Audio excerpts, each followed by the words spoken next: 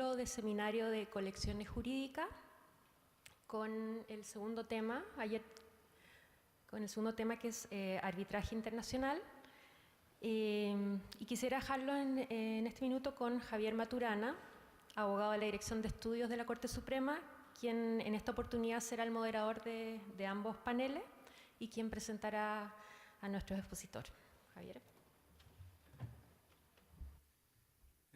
Magistrados, integrantes del Poder Judicial todos, profesionales, académicos, señoras y señores, les doy la bienvenida a este panel sobre arbitraje comercial internacional que se enmarca en esta iniciativa de las colecciones jurídicas de la Corte Suprema, la cual tiene por objeto exponer las tendencias jurisprudenciales de la Corte en diversas materias. Esta iniciativa ha proyectado enormes beneficios, pues ha facilitado el acceso a información relevante, fortaleciendo con ello el cumplimiento de un servicio de excelencia y con el pleno empleo de la técnica más moderna de gestión de conocimiento. De esta forma, el esfuerzo del Poder Judicial ha sido de gran provecho para distintos actores de la población, no solo abogados y académicos, sino también de ciudadanos interesados que a través de distintos medios pueden acceder al conocimiento de cuáles son las decisiones de la Corte Suprema en materia de relevancia. En definitiva, este es un trabajo de inspiración permanente en el tiempo, que esperamos que sea un aporte al conocimiento del país, y nuestra vocación es el servicio público, por lo que parte de nuestra misión abarca el desarrollo de estrategias para generar, capturar, compartir, desarrollar y utilizar el conocimiento disponible, incorporando aquellas nuevas tendencias que la agenda nacional nos revela. La idea es que este conocimiento esté al servicio de la ciudadanía y ayude a abogados y ciudadanos a conocer el derecho y poder implementarlo en sus vidas y así evitar también la propagación de nuevos conflictos. Instancias como esta constituyen entonces una valiosa oportunidad para imbuirnos en la discusión en esta materia, no solo desde el actual estado del arte, sino que para conocer las buenas prácticas existentes, así como los avances que el contexto internacional y las nuevas tendencias doctrinarias han instalado en el escenario jurídico contemporáneo. En relación al panel que tenemos hoy día, tengo el agrado de contar con destacados invitados que se han dedicado profesionalmente al tema y que han tenido la oportunidad de estudiar en prestigiosas universidades del mundo, como Harvard University y Columbia University de Estados Unidos. Y nos vienen a hablar de un tema de gran relevancia como es el arbitraje comercial internacional, porque en el mundo globalizado las relaciones comerciales entre actores de distintos países son cada vez más comunes. Los negocios internacionales son parte del motor de la economía. Y como toda relación de negocio internacional puede generar conflictos que requieren un método de resolución de conflictos. Y en este sentido, el arbitraje deviene esencial como uno de estos métodos alternativos de resolución de conflictos, especialmente cuando están involucrados actores de distintas nacionalidades, de distintos países. Entonces, el arbitraje sirve como esta herramienta para la mantención de relaciones saludables y pacíficas para hacer efectivo este comercio internacional. Y por eso ha tomado relevancia en la medida que permite a las partes arribar a puntos de interés comunes, prescindiendo de la legislación imperante, en la medida que permite a las partes elegir la ley aplicable a su conflicto, y facilitando la resolución de los conflictos suscitados en el marco de su actuación. El arbitraje tiene raíces milenarias, se remonta hasta la antigüedad, como nos enseñan los catedráticos Alejandro Romero y José Ignacio Díaz. Esto se remonta al mismo Platón. Ellos nos dicen que en el plano filosófico, la razón de ser del arbitraje encuentra sus bases en el mismo Platón. A la hora de responder el filósofo ateniense sobre cuál es el mejor de los jueces en la solución de los conflictos entre privados, esta afirmaba: sea el tribunal más autorizado aquel que en cada caso se hayan nombrado los litigantes para sí mismos, eligiendo personas en común. La alternativa de partir desde un algo en común, sea la persona de confianza, sea la definición de las reglas básicas del procedimiento que deberá seguirse para resolver el conflicto, provee una herramienta a las personas, a las empresas y a los estados para transformar su acercamiento al conflicto, para en vez de tener una visión totalmente, digamos, competitiva, confrontacional, llegar a una visión donde pueden colaborar al menos en algo tan básico como elegir el juez más adecuado para resolver su conflicto o las reglas que más se adecúan al mismo. Así, el arbitraje ofrece un espacio de acercamiento entre los actores y reduce las áreas de dificultad que pueden entregar al tercero. Además, como tiene un acercamiento mucho más personal al magistrado, da mayores oportunidades para tener una conciliación y para llegar a otras medidas autocompositivas que permitan solucionar los conflictos. El arbitraje, entonces, es una manera de dar una solución adecuada a los conflictos. y eliminar barreras de acceso que puedan tener para una resolución de la justicia, para llegar a una solución justa del conflicto. La figura del árbitro resulta particularmente interesante, en la medida que éste será quien actuará como garante de la corrección de las simetrías de poder que pueden existir entre las partes. Y si uno suma a esto a la obligatoriedad que puede tener un laudo arbitral, es esencial para lograr con esto una efectiva solución de los conflictos.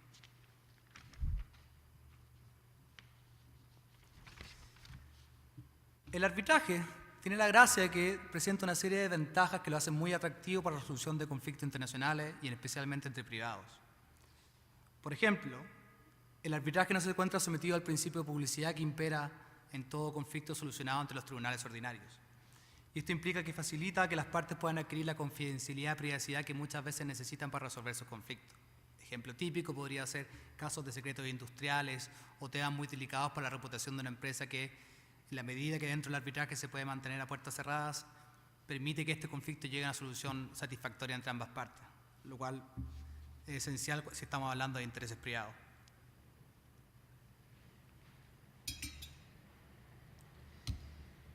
La herramienta del arbitraje también resulta particularmente ventajosa en los casos de conflicto entre partes que son de diversas nacionalidades. Es conocido que una de las ventajas más relevantes para el comercio internacional es la neutralidad.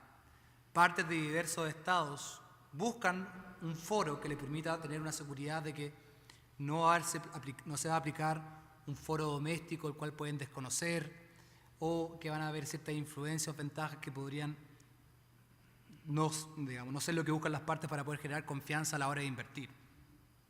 Entonces, comprender la importancia fundamental de la neutralidad en el arbitraje comercial internacional es esencial para entender la función que le corresponde a la judicatura estatal en estas materias. Cuando uno piensa en el arbitraje comercial internacional, va de la mano con esto la confianza que las partes han entregado al árbitro para resolver el conflicto. Ellas han elegido a un juez especializado que va a resolverlo. Y en la medida que este juez sea el que le asegure neutralidad, como reflejo y consecuencia de esto se da que el Poder Judicial solo tiene una función principalmente de asistencia y supervisión, bajo un paradigma de mínima intervención. Y esto es así reconocido en la Ley 19.971 sobre arbitraje comercial internacional, que está imperando en nuestro país, y que sigue el modelo de valga la redundancia, la ley modelo de la Comisión de Naciones Unidas para el Derecho Mercantil Internacional, conocidos por sus siglas en inglés UNCITRAL. El artículo 5 de nuestra ley dice que en los asuntos que se rijan por la presente ley no intervendrá ningún tribunal, salvo en los casos en que esta ley así lo disponga. Entonces, de esta manera, la ley reconoce que solo excepcionalmente al Poder Judicial le toca intervenir. Y lo hace excepcionalmente en particulares situaciones. Por ejemplo, en el artículo 11, cuando habla que el juez, en este caso, el presidente de la Corte de Apelaciones de Santiago, tiene que ayudar a colaborar en el nombramiento de los árbitros cuando falta acuerdo de las partes. O con el artículo 13, cuando trata de las decisiones sobre recusación del árbitro. Lo mismo en el artículo 14, con la decisión de cesación del mandato del árbitro cuando existe un desacuerdo sobre los motivos de falta o imposibilidad en el ejercicio de sus funciones. Cuando hay una decisión sobre la competencia del árbitro para una revisión. Y especialmente con las decisiones relativas al recurso de nulidad que está consagrado en el artículo 34, que permite por causales excepcionales dejar sin efecto un laudo arbitral. Esta misma lógica de intervención mínima puede verse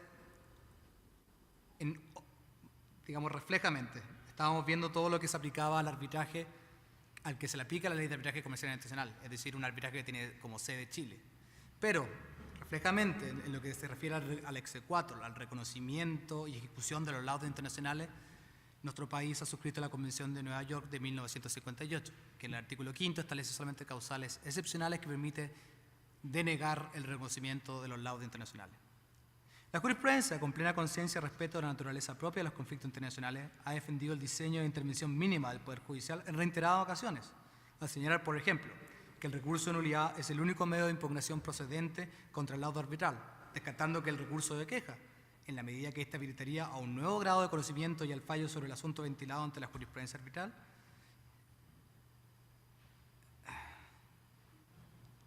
dando cuenta entonces que el legislador exclusivamente ha reconocido al recurso de nulidad como la forma de controlar y descartando entonces cualquier posibilidad de que proceda un recurso de queja que el legislador no ha contemplado para el arbitraje comercial internacional. Como este hay muchos otros temas, para lo cual contamos con diversos participantes. A mi lado se encuentra Francesco Cámpora Gatica, quien es abogado de la Facultad de Derecho de la Universidad de Chile y máster en Derecho de la Universidad de Columbia. Francesco fue becario Fulbright y de Beca Chile y destaca como uno de los 3 mejores alumnos de su generación. En 2008 fue elegido como uno de los 100 jóvenes líderes por el Mercurio y la Escuela de Liderazgo Estratégico de la Universidad Adolfo Ibáñez y cuenta con una amplia experiencia profesional en materia de arbitraje comercial internacional, tanto en nuestro país como en el extranjero. Actualmente es docente de Derecho Civil de la Facultad de Derecho de la Universidad de Chile. Bueno, y sin más preámbulos, doy la palabra a Francesco. Muchas gracias. Muchas gracias, Javier. En primer lugar, a través de tu persona, quisiera agradecer esta invitación a la excelentísima Corte Suprema, su dirección de estudios, y simplemente manifestarles que, junto con estar agradecido, también estoy muy contento del hecho de que se generen este tipo de instancias y promovidas por el Poder Judicial. Creo que con las naturales distancias que tiene que haber entre el órgano jurisdiccional y el resto de los privados, y particularmente aquellas personas que ejercemos la profesión, pero generar, y en ese contexto generar instancias de discusión, de intercambio intelectual, de críticas también, ¿por qué no?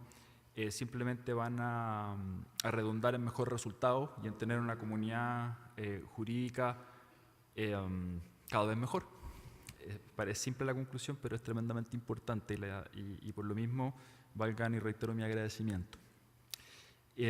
Mi exposición se titula, de acuerdo a la instrucción que me dio la Dirección de Estudios de la Corte Suprema, se titula Panorama de Arbitraje Internacional en Chile.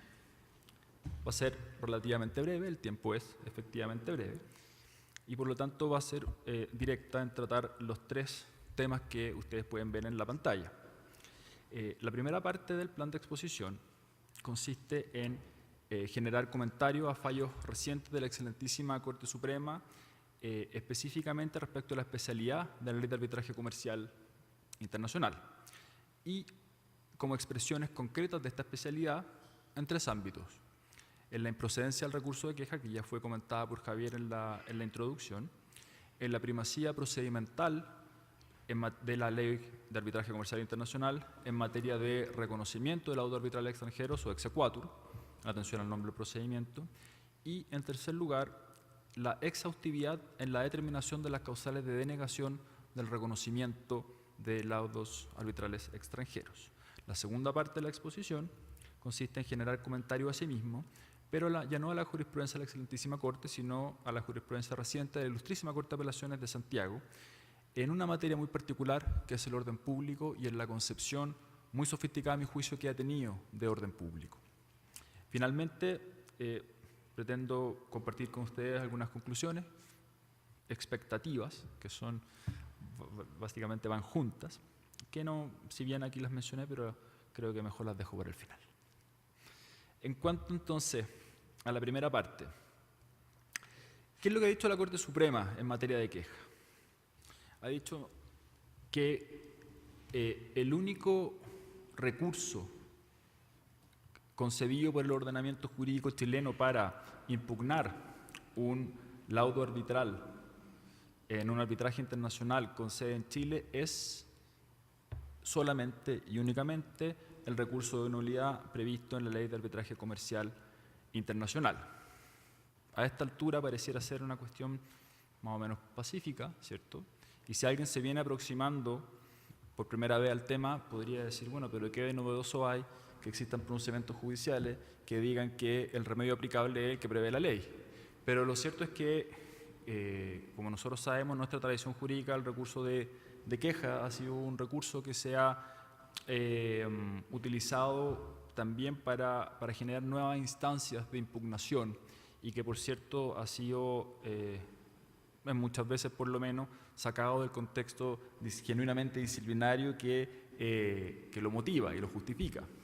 Y en el caso del arbitraje internacional no fue la excepción, y mediante recurso de queja a poco andar se intentaron impugnar algunas decisiones de la Corte de Apelaciones en materia de nulidad. Y esto generó incertidumbre, y la incertidumbre en el sistema de arbitraje internacional es tremendamente nefasta. si bien es pacífico el postulado, pero vamos a volver sobre eso al final. Y por lo tanto, el pronunciamiento de la Corte Suprema a este respecto es tremendamente importante porque lo que hace es aplacar esta incertidumbre. Y en mi estudio de preparación de esta charla, pude constatar que existen al menos 5 fallos consistentes de 2008 hasta el día de hoy que rechazar los recursos de queja con ocasión de fallos acerca de la nulidad de arbitrales extranjeros dictados por la Corte de Apelaciones. Y un dato que a mí me parece relevante, quiero compartir con ustedes, es que si bien en 2012 y 2013 hubo votos disidentes, desde 2014 a la fecha no los ha habido. Y yo creo que la unanimidad en la decisión de la Corte es un factor también a considerar en el análisis jurisprudencial, no solamente el resultado de mayoría, porque de alguna u otra forma puede velar distintas visiones, legítimas por cierto, dentro del máximo tribunal respecto a cómo tratar esta materia. Sin embargo, cuando empiezan a haber fallos unánimes, consistentes, uno puede sensatamente pensar que lo que uno puede considerar un buen fallo transita a jurisprudencia asentada, y eso lo que hace es aumentar la previsibilidad con todo el valor aparejado que ello conlleva. Y un extracto en la materia es el siguiente. Esto corresponde a un fallo de la Excelentísima Corte Suprema de diciembre de 2005. En conformidad con el artículo 34 de la Ley 19.971 sobre arbitraje comercial internacional, el recurso de nulidad es el único medio de impugnación procedente contra el laudo arbitral. Ya lo anunciaba Javier en su posición. En segundo lugar, acá está, la primacía procedimental. Si uno analiza la jurisprudencia en materia de exequatur de la Corte Suprema, histórica, o por lo menos de los últimos 20 años, antes incluso de la dictación de la Ley de Arbitraje Comercial Internacional, pero también después, va a encontrar en muchos casos una alusión a las normas del Código de Procedimiento Civil en materia de reconocimiento de sentencia extranjera, pero particularmente también el artículo 246 del Código de Procedimiento Civil, que es una norma que hace aplicable el estatuto anterior, en primer lugar, hace aplicable el estatuto anterior relativo a las sentencias ordinarias, también a las sentencias arbitrales, pero en el segundo párrafo, en la segunda oración del artículo 246, se exige, para poder hacer aplicable, para poder reconocer y ejecutar, en términos más técnicos, un laudo arbitral extranjero en Chile, una exigencia de doble exequatur. Vale decir que también ese laudo que se pretenda importar al sistema nacional conste de un, entre comillas, visto bueno o validación de un tribunal extranjero en el país donde se dictó. Y esto es tremendamente contradictorio con la Convención de Nueva York, en primer lugar. Y es contradictorio no solamente con la Convención de Nueva York, sino que también es contradictorio con la Ley de Arbitraje Comercial Internacional, porque la virtud del sistema precisamente se trata de generar una circulación internacional de laudos y no de generar un obstáculo, o mejor dicho, una validación de salida y una de entrada. Entonces, esto obviamente era un impacto negativo para el sistema de circulación de laudos y de reconocimiento y ejecución de los mismos. Sin embargo, y para ser fiel en la descripción, lo cierto es que incluso en estos fallos que ahora voy a comentar brevemente, si la alusión al artículo 246 no trasuntó en una negativa de la solicitud, se interpretó con criterios flexibles y el resultado fue que en la especie, en aquellos casos, se dio lugar. Sin embargo, desde un punto de vista dogmático, si uno quisiera decirlo así, o doctrinario, sigue sin encontrar justificación la alusión al artículo 246 en materia de arbitraje y de reconocimiento y ejecución, y sigue generando algún grado, mientras uno lo lea, de duda dogmática respecto de los diferentes roles que juega la legislación específica y la nacional residual en materia de arbitraje comercial internacional. Así, por ejemplo, la alusión al artículo 246 se encuentra en Stubrin en 2007, en Converse en 2009 y en EDF en 2011.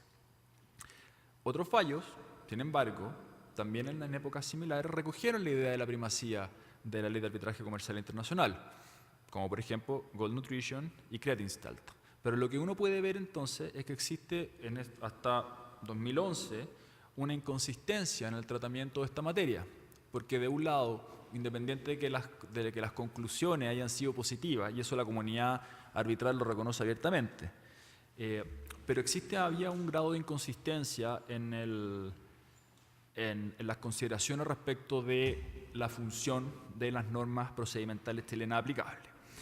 Y en lo que yo califico con toda honestidad un excelente fallo de este año, que quisiera citar, la excelentísima Corte Suprema estableció lo siguiente: los consabidos artículos 35 y 36 de la Ley 19.971 sobre arbitraje comercial internacional, que rigen el reconocimiento y ejecución de laudos arbitrales dictados en el extranjero, y esta es la parte importante, son normas especiales que priman respecto a las generales y cuyos preceptos por lo demás son similares a los establecidos en las disposiciones de la Convención de Nueva York. El fallo referido es Quichenk Resources de 2016. La expectativa respecto de esta cuestión es que este tipo de extractos se transformen en jurisprudencia asentada, que se genere un tránsito entre buenos fallos a una reiteración de buenos fallos en el tiempo, también reconociendo que las solicitudes de exequatur no son de todos los días, ¿cierto? Que esta es una jurisprudencia que toma un tiempo especialmente largo en asentarse, pero que sin perjuicio de eso es deseable que la alusión al artículo 246 desaparezcan, porque es una norma que para efecto de arbitraje internacional se entiende derogada. Existe fundamento razonable para decir que en materia de arbitraje internacional la norma está tácitamente derogada, y no solamente desde la dictación de la Ley de Arbitraje Comercial Internacional, sino antes, desde la Convención de Nueva York. Reitero, eso sí, y es importante que los resultados de esos procedimientos de exequatur fueron positivos, porque la Corte tuvo un criterio más bien laxo de interpretación a la hora de cumplir. Por ejemplo, estimó que la certificación de la Secretaría de la CCI era un acto idóneo para entender esta visación, ¿cierto?, del país en donde se emitió el laudo que se quería incorporar al sistema. Y por lo tanto, desde el punto de vista práctico, uno podría decir que no tuvo mucha incidencia, y eso es verdad, pero naturalmente las pretensiones dogmáticas también son legítimas en este tipo de instancias. En cuanto a la exhaustividad de las causales de denegación, existe un pronunciamiento también de la excelentísima Corte Suprema que lo que dijo fue corroborar que existe un numerus clausus aplicable a las causales por las cuales una persona puede oponerse al reconocimiento de un laudo arbitral extranjero, y que debe interpretarse, lo estoy parafraseando por supuesto, debe interpretarse de manera estricta, en el sentido de que son esas y no otras, y solamente esas, las bases para oponerse al reconocimiento.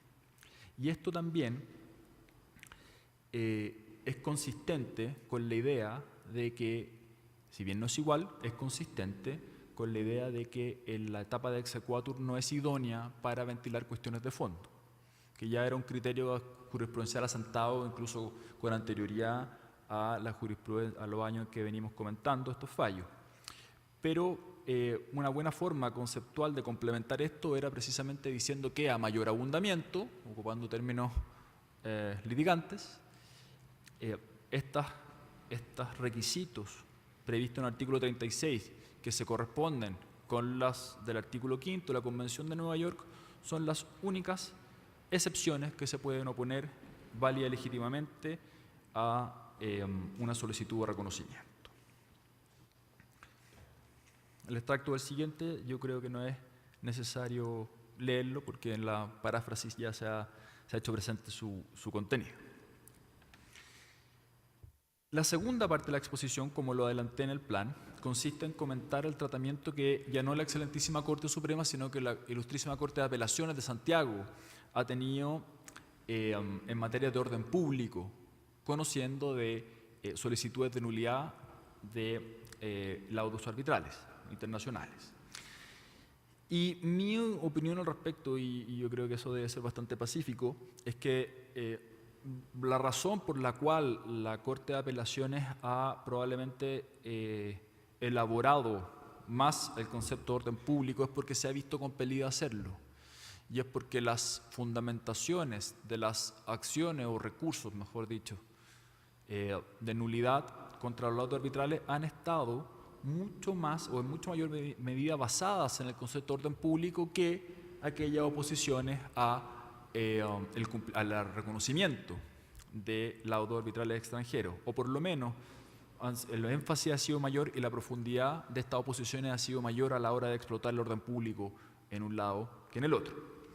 Y la noticia muy positiva, a mi juicio, es el nivel de sofisticación que alcanzó la argumentación de la Ilustrísima Corte de Apelaciones a la hora de explayarse de su entendimiento del concepto de orden público. Y lo que hizo fue extender la letra de la ley. La letra de la ley, me va a permitir leerla, establece en el artículo 34, junto con consagrar el recurso de nulidad, que también una de las causales es que el laudo sea contrario, comillas, al orden público de Chile. ¿Cierto? Y lo que hace, muchas gracias, lo que hace entonces la Corte es interpretar que el sentido de la ley no se condice estrictamente con la letra en este punto, que es un ejercicio interpretativo correcto y lícito. Uno de los grandes vicios, y perdonen que me desvíe un poquito del derecho civil, pero uno de los grandes vicios que ha tenido la interpretación legal de la ley es pensar que cuando la letra de la ley es clara en circunstancias que es el sentido de la ley aquello que debe ser claro para que, condiciéndose con su tenor literal, pueda estarse al tenor literal. Y la diferencia es radical, es drástica. Y aquí lo que hace la Corte es interpretar adecuadamente la ley, atendido su espíritu, el resto de sus disposiciones, sus trabajos preparatorios o la historia fidedigna del establecimiento en términos locales. Y con lo que he dicho, pese a tener esa letra, ha dicho que el concepto de orden público tiene que entenderse como un concepto internacional, y lo ha dicho textual, y que ese contexto internacional es más estricto, mucho más estricto que los conceptos locales de orden público, que también el orden público chileno en este caso, que es el relevante para efectos del análisis. Y les voy a compartir las citas porque creo que son elocuentes. La Ley 19.971 constituye un estatuto normativo que recoge diversos principios del derecho internacional privado, que caracterizan al arbitraje comercial internacional como un estatuto autónomo. Eso del valor analítico de esa palabra es tremenda. Autónomo y diverso del arbitraje doméstico.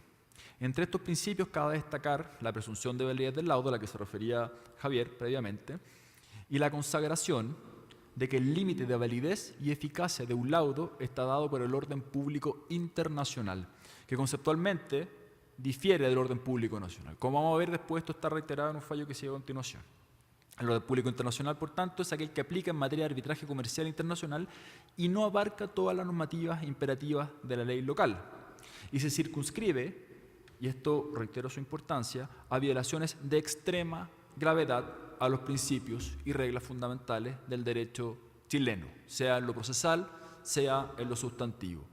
Pero el punto es que para que pueda considerarse, y con esto termino esta idea, violado el orden público bajo la concepción de la Ley de Arbitraje Comercial Internacional, debe tratarse de una violación de modo tal severa que trascienda la mera concepción local de normas de orden público, sino que pueda entenderse que afecta a disposiciones, sean sustantivas o procesales, que pertenecen a la sustancia de la cultura jurídica occidental. Cuestiones tremendamente importantes y que han sido planteadas de una manera mucho más procesal, sobre todo ligada a las nociones elementales de debido proceso, que desde un punto de vista sustantivo, sin perjuicio de que el concepto abarca ambas dimensiones. Para avanzar no voy a reparar en este segundo fallo, porque versa exactamente el mismo sentido y es un fallo, sí, me gustaría decirlo, de este año de la Corte de Apelaciones de Santiago. Y por lo tanto también uno ya puede ver una tendencia en la concepción de orden público internacional. No fue solamente un fallo, sino que existe otro reciente que nos permitiría inferir que puede estar sentándose una jurisprudencia consistente en esta materia.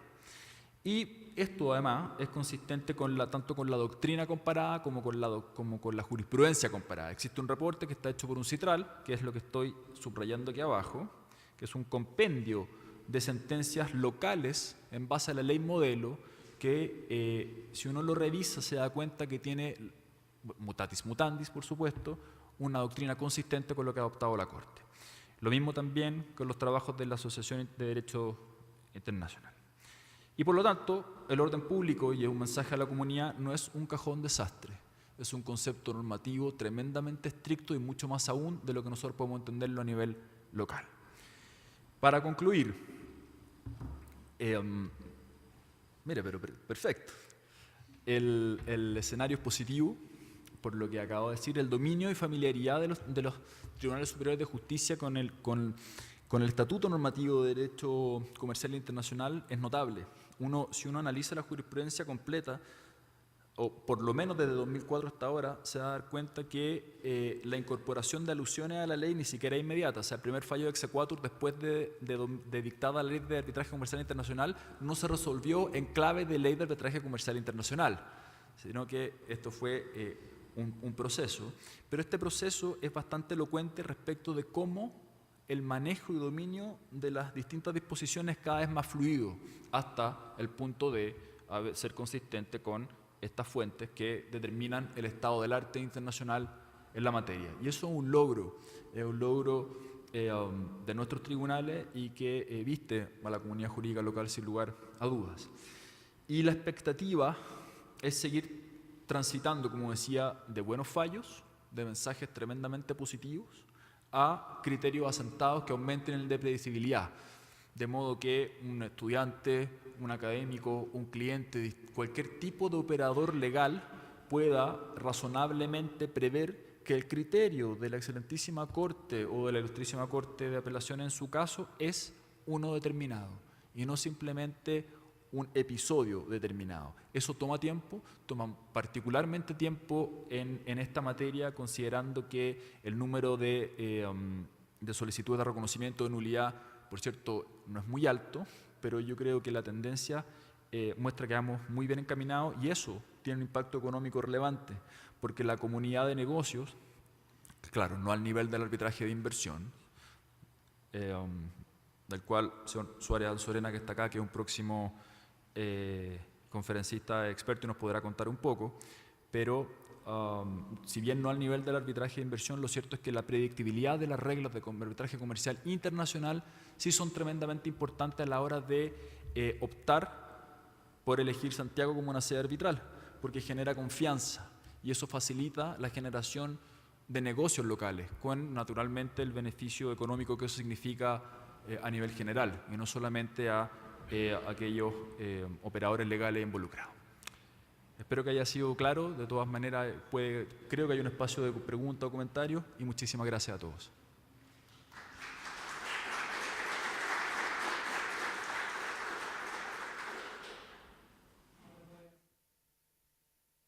Gira a Cristian levantar la mano y pedirle cualquier interesado o llevarla por escrito también. O comentarios quizá. Perdón que yo no soy el moderador, eres tú. Pero quizá alguna experiencia valiosa puede haber en la sala sobre estas materias. Cristian, por favor. A mí me gustaría saber si del análisis jurisprudencial que tú hiciste has encontrado alguna sentencia en que la Corte haya acogido el recurso de nulidad. Porque según a mi entender, hasta la fecha, tengo entendido que todos han sido rechazados por distintos motivos, principalmente. Yo no encontré ninguno de los fallos, alguno que haya acogido, que haya declarado la nulidad de un laudo arbitral. No me atrevo a ser tan tajante como para decir que no existe, que lo pude haber omitido, pero en mi revisión no encontré ninguno que haya tenido ese resultado. Y lo revisé cronológicamente. Mi énfasis sí fue, por supuesto, desde la dictación de la Ley de Arbitraje Comercial Internacional, pero es el que incorporó el recurso. La siguiente pregunta, por favor. Buenas tardes. La consulta es la siguiente. ¿Cuál es el panorama chileno sobre el reconocimiento de laudos arbitrales en relación al sistema interamericano, por ejemplo, los países vecinos? En el entendido de que, por ejemplo, países como Argentina, dado el sistema jurídico que tiene, son más reacios a la libertad o la pretendida libertad que se pretende en el reconocimiento de las sentencias extranjeras, por ejemplo, en lo que pasa o la aspiración general que tiene la ley en Chile. Sí, disculpa. ¿Puedes repetirla un poco y Sí. tal vez hablar más cerca del micrófono porque aquí Ok. no se entendió también? En el fondo es cuál es el panorama, la aspiración que debe tener Chile en cuanto al sistema en relación al sistema interamericano de reconocimientos de laudos extranjeros. Por ejemplo, el sistema argentino, donde existen varias controversias o dificultades en cuanto al reconocimiento libre de los laudos, entendiendo eso en el sentido de que el sistema jurídico, por ejemplo, argentino, tiene muchas mayores trabas. Sí, yo la verdad es que para poder responder eso hay que ser un comparativista. Yo no, o por lo menos estar al tanto del estado del arte en las jurisdicciones latinoamericanas. Yo no estoy al tanto del estado del arte en esas jurisdicciones, no sería serio que te respondiera de manera tajante al respecto. Sí, digamos, estoy involucrado y puedo hablar con cierto conocimiento de causa acerca de algunos fallos, acerca de algunos criterios, acerca de algunas impresiones. Yo te diría que a nivel latinoamericano la situación chilena actual es bastante buena comparado con, o mejor dicho, de cara a cuán amistoso deferente es al arbitraje o arbitration friendly, como se suele decir en esta materia. Respecto de Argentina, yo creo que, no es por desviar y abusar de Ignacio, pero él nos podría decir también un poco cómo lo ve. Hay circunstancias políticas, ¿cierto?, que también determinan la deferencia o no hacia el arbitraje internacional, y por lo tanto entre más politizado esté un sistema judicial, uno pudiese quizá inferir alguna tendencia.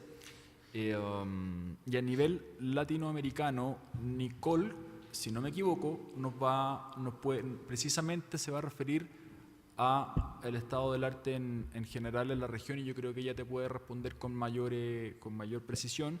Mi impresión personal es que la situación chilena actual es muy buena, pero que también hay otros países que están teniendo unos criterios proarbitrales muy claros. Perú, un ejemplo, en mi conocimiento. Para complementar, igual anunciar que después de las preguntas y el coffee break viene la exposición de Nicole Duclus, que nos va a hablar del arbitraje en el contexto latinoamericano, y de Ignacio Suárez, que va a hablar de la práctica del arbitraje internacional.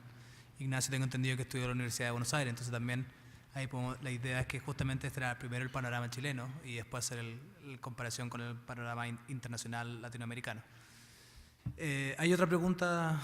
No, pero es bueno saber que él sepa que se va a específicamente atender el punto que... Sí, por eso. Sí. Acá ¿se escucha? ¿Te escuchas bien? Sí, sí. Escucha bien. Ya. Mira, quería volver al tema del reconocimiento y ejecución de los laudos arbitrales acá por la Corte Suprema, y me gustaría saber cuál es tu opinión respecto al concepto de orden público internacional que debiese tenerse cuando se fallan o se está viendo un exequatur. Específicamente, creo que el más común es un tema de debido proceso y más específicamente una debida notificación, un tema más procesal. Pero, ¿por qué te lo comento? Porque mi experiencia fue de oyente en una solicitud de reconocimiento exequatur, donde al hablarse de que se estaba faltando una debida notificación por un tema específico del idioma, se hizo referencia el ministro a un tema de orden local, como de hacer referencia a la ley local, cuando entiendo que ese es uno de los principios más contradictorios con el tema del arbitraje internacional. Me gustaría saber si en tu estudio has podido ver el tema específico de la debida notificación en un reconocimiento exequatur, o se ha basado más en temas formales de la traducción.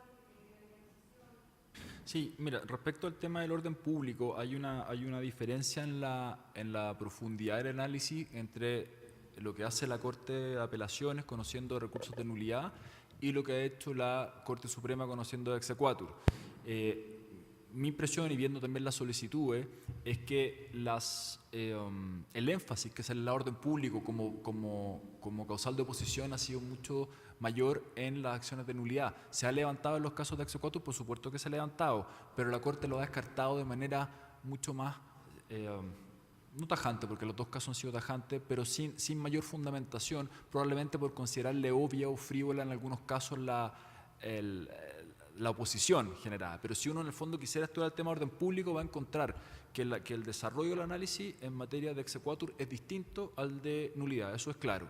Respecto a las bases que se han dado, en general son más procesales, pero también hay algunas sustantivas. Hay gente que se ha opuesto diciendo que el laudo considera anatocismo y que el anatocismo sería contrario al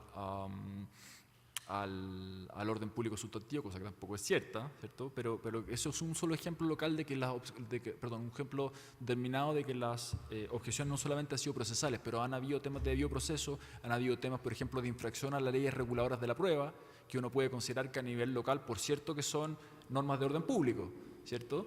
Pero respecto de ese mismo tipo, de infracciones procedimentales, la Corte ha dicho que esto es un orden público local, procedimental y no internacional, y que es quizá un ejemplo extraordinario de diferencia entre el concepto completamente restrictivo a nuestro propio concepto, en que intuitivamente podríamos incluir ciertas infracciones como esa al orden público que no van a prosperar en sede de nulidad y tampoco debiesen prosperar en sede de exequatur, porque lo razonable es que enfrentada a la Corte Suprema la necesidad de explayarse más sobre el concepto de orden público, muy probablemente va a tener un criterio consistente con el de la Corte de Apelación, en el sentido de que el criterio es de internacionalidad y de que la severidad de las infracciones ha de ser tal que pudiese ser en cualquier jurisdicción civilizada del mundo considerarse contrario a nociones elementales y no solamente a una ley o una regulación local,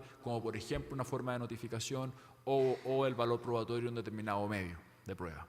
Está por verse, pero yo soy bastante optimista. Yo creo que con todos los mensajes jurisprudenciales que se están viendo, lo más probable es que cuando la Corte Suprema tenga la oportunidad de referirse al alcance del orden público, como lo ha hecho la Corte de Apelaciones de Santiago, va a haber una confluencia. Y si es que no dijera internacional, lo más probable es que más allá de la nomenclatura en la sustancia sea igualmente exigente.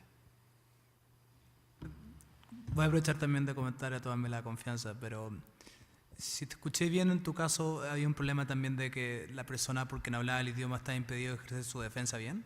¿Ese era lo que entendí? ¿O?